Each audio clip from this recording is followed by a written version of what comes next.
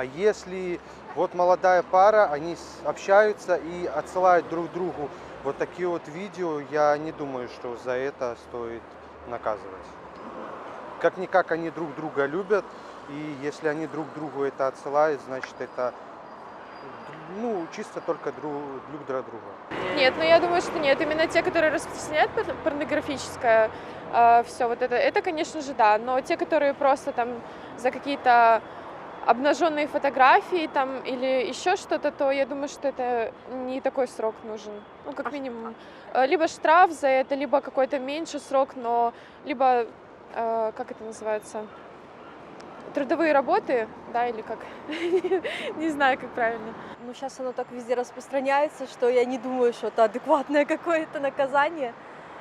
Поэтому, ну, если учесть, что именно лишение свободы, то это перебор. Можно обойтись каким-нибудь штрафом. У нас все делается из крайности в крайность. То есть, как бы, ну хотя бы первый раз сделайте, не знаю, предупреждение, дайте штраф какой-нибудь материально, ну как-то накажите, потому что, ну все-таки, блин, ну если все люди адекватные, не знаю, покажи другу на телефоне, да, на компьютере или еще на чем-то, ну правда, зачем это пересылать в интернете? Может, человек как бы не подумал, не знал об этом. Сделай предупреждение, если делает второй раз, накажи. Но прям сразу сидеть в тюрьму, это, ну, идиотизм. Насильников не садят, а тех, кто смотрит, садят. Можно, наверное, может, на 1 годик можно посадить, но не на 2 и не 4. Мне, если честно, я держу нейтралитет. Как бы я не хочу вмешиваться в это, пока это не коснется лично меня.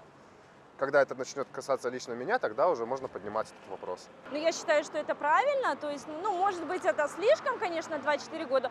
Тут бывает убьют или какой-то, например, у меня есть знакомая, которая за алименты, да, ее посадили на 1,5 года. Кажется, просто за алименты. А тут за порнографические от 2 до 4, ну, до 4 может быть и много, не знаю, конечно, не мне судить. Но то, что такие ролики размещать нельзя, и те же самые лайки, ну извините, сейчас повсюду реклама, у меня ребенок подрастает, который на это все смотрит, и куда ни ткнись, везде такие ролики, везде такая реклама, и не знаешь, с какой стороны себя обезопасить. Это, ну, небезопасно вовсе, поэтому... В частности, за лайк, мне кажется, нет. Ну, мог кто-то случайно пролайкать.